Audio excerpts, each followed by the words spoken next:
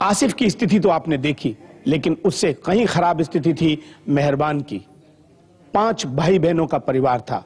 2 बड़े भाई पीलिया के कारण इलाज न होने की स्थिति में मर गए। मेहरबान ही खर्च चलाता था पूरे परिवार का, लेकिन वो भी शिकार हो गया पुलिस की ज्यादती का। मेहरबान की उम्र मात्र 16 साल की थी। घर की आर्थिक हालत खराब होने की वजह से 10 साल की उम्र में ही उसे कबाड़ के धंधे से जुड़ना पड़ा था। मासूम मेहरबान के 2 बड़े भाई और थे जो घर का बोझ उठाते थे, मगर पैसे की कमी के कारण पीलिया होने पर उनका इलाज नहीं हो सका, जिसकी वजह से उनकी मौत हो गई और घर की पूरी जिम्मेदारी मेहरबान के कंधों पर आ गिरी। मेहरबान की मौत के बाद तो इस घर में जैसे मातम ने डेरा डाल लिया है। मेहरबान की मां मिनी तो बेटे की गम में पूरी तरह विषक्त अवस्था में पहुंच चुकी है। उसने तो बेटे के वापस आने की उम्मीद भी छोड़ दी है। एक माँ कभी भी आस नहीं खोती, माँ को हमेशा उम्मीद रहती है बेटा आएगा। आप क्या कहते हैं? अब आएगा कहाँ, जब है ही ना तो आएगा कहाँ से। जब है तो होता तो जब ही तो आता, जब है ही ना तो आएगा कहाँ से। मेहरबान के पिता इंसाफ के लिए लड़ाई लड़ना तो चाहते हैं, पर उनकी उम्र उनका साथ नहीं दे पा रही है। उन्हें पता है कि हमारे देश में इंसाफ के लिए लड़ना आसान नहीं है, और जब अपराधी खुद पुलिस हो तो ये असंभव सा ही लगता है। चूँकि अपराधी पुलिस महकमे से है, इसलिए मामला कानूनी तौर पर कमजोर पड़ सकता है।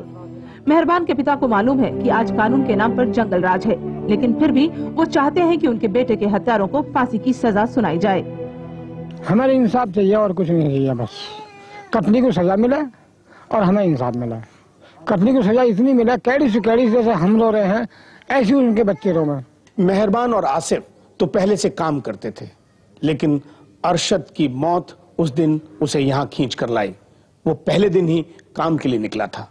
सुबह उसने नमाज अता की, अल्लाह के सामने फरियाद की, पर ना उसकी फरियाद काम आई और ना ही नमाज। अरशद भी दादरी का ही रहने वाला था। 16 साल का अरशद पहली बार घर से बाहर कमाने निकला था। अरशद को उसके साथ ही आसिफ और मेहरबान साथ काम पर ले गए थे। घर से निकलने से पहले उसने नमाज अदा की थी कि उसका दिन अच्छा गुजरे और वो कुछ पैसे कमा कर ही वापस लौटे, लेकिन उसे पता नहीं था कि उस दिन परिवार के सदस्यों की दुआएं भी उसका साथ नहीं देंगी। अब हमें बच्चे चाहिए। इन्होंने जब पकड़े थे, सारी बात करी है, तो ये गया जभी तो इन्हें बताने चाहिए थे, नहीं बताने चाहिए थे। उन्होंने हमारे बच्चों को गबन कर दिया। अब ऐसे उनके बच्चों को कोई करे तो क्या हो? तुम लोग बताओ। अच्छा, अपने दिल पे हाथ कि हमारा दिल, हमारी परेशानी कितनी बढ़ाई इन्होंने बेखता। कोई जुल्म करा होता, कोई पोथी तो कम से कम बंद तो करो रखते जब कोई न जाता। जब जा रहे हैं बराबर तो बता क्यों नहीं रहे? अरशद की मां रईसा ये जानती है कि उसका बेटा बेगुनाह था और उसका कोई आपराधिक इतिहास नहीं था। पुलिसिया कहर का शिकार अरशद तो पहली बार घर से बाहर अपनी जिंदगी संवारने के उद्देश्य से आया था।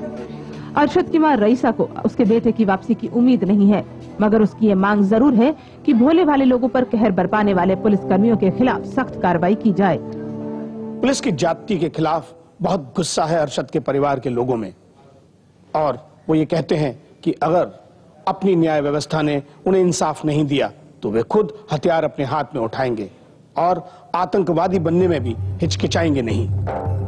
अरशद के पिता जमील अहमद अपने जवान बेटे की मौत का बदला चाहते हैं। हर रोज वो दोषियों को सजा दिलाने के लिए पुलिस के आला अधिकारियों के चक्कर काट काट कर थक चुके हैं। आला अधिकारियों का कहना है कि जांच पड़ताल की जा रही है और नामजद लोगों के खिलाफ गिरफ्तारी करने के आदेश भी दिए जा चुके हैं, मगर अभी तक उनकी गिरफ्तारी नहीं हो सकी है।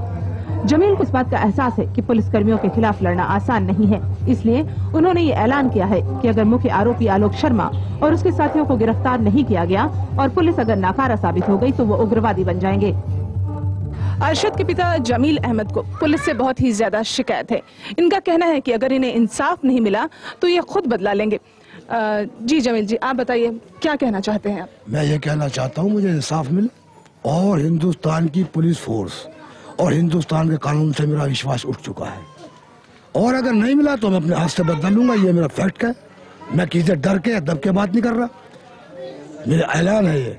एडीजी से भी कह दिया, आईजी से भी कह दिया, डीआईजी से भी कह दिया, एसपी से भी, ईएसपी से भी, दोनों सीओ से भी। ये मेरा कहना है। अच्छा, आपको क्या लगता है अभी आपके इस हादसे के बाद पुलिस आपकी मदद नहीं कर रही? नहीं है, मुझे यकीन ही नहीं है पुलिस की मदद करेगी। भाई हमारी मदद कैसे करेगी? वरना आप एक बात बताइए, 10 मिनट में मुलजिम हाथ में आ जाता है, पुलिस वाले हाथ में नहीं आ रहे हैं। बताइए आप खुद सोच के बताइए। मुलायम सिंह जी भी कह रहे हैं, अमर सिंह जी भी कह रहे हैं, सुनने में आ रहे हैं आजम खान यहाँ आ रहे हैं, तो पूछने के लिए आ रहे हैं, लेकिन 10 मिनट में गिरफ्तार नहीं हो सकते। जितना महकमा पुलिस का है, मेरे पास इतना महकमा हो तो 2 मिनट में पैदा कर दूंगा, 2 मिनट में। कानून के रखवालों के खिलाफ लड़ना इन गरीब बेबस लोगों के लिए कोई आसान काम नहीं है, लेकिन इस इलाके के लोगों ने इन पीड़ित परिवारों के लिए काफी कुछ किया है। पुलिस की बढ़ती गुंडागर्दी से परेशान दादरी के लोगों ने न्यायालय के दरवाजे भी खटखटाए हैं, मगर इतिहास गवाह है कि वर्दीधारियों के खिलाफ कार्रवाई करने में हमारी न्याय व्यवस्था भी ढीली पड़ जाती है। इस मामले को लेकर हमने आला अधिकारियों से बात करनी चाहिए तो उन्होंने मीडिया से मिलने से इनकार कर दिया। कासना थाने के वर्तमान प्रभारी SS यादव भी पुलिस की वर्दी पर लगे कलंक से शर्मिंदा तो हैं, लेकिन वो दबी जुबान में इस बात को स्वीकार जरूर करते हैं कि पुलिस का हाथ इस हादसे में रहा है। इस हादसे की इन्वेस्टिगेशन सीनियर अफसर कर रहे हैं। सत्यता क्या है बाद इन्वेस्टिगेशन ही स्पष्ट होगा, और सत्यता है तो निश्चित ही पुलिस की छवि को प्रभाव तो पड़ ही रहा है, और हम लोग भी सत्यता है तो इसको फील तो हो ही रहा पूरे पुलिस पर। एक उछाल तो आयो दुष्प्रभाव का ये, या पुलिस की छवि खराब तो हो ही रही है। कस्टोडियल डेथ यानी पुलिस हिरासत में मौत ऐसा नहीं है कि सिर्फ उत्तर प्रदेश के थानों में होती है। देश की राजधानी दिल्ली में भी ऐसा ही हुआ, और तो और उत्तरांचल में भी ऐसा ही हुआ। इन केसों के बारे में हम जानकारी लेकर हाजिर होंगे एक ब्रेक के बाद।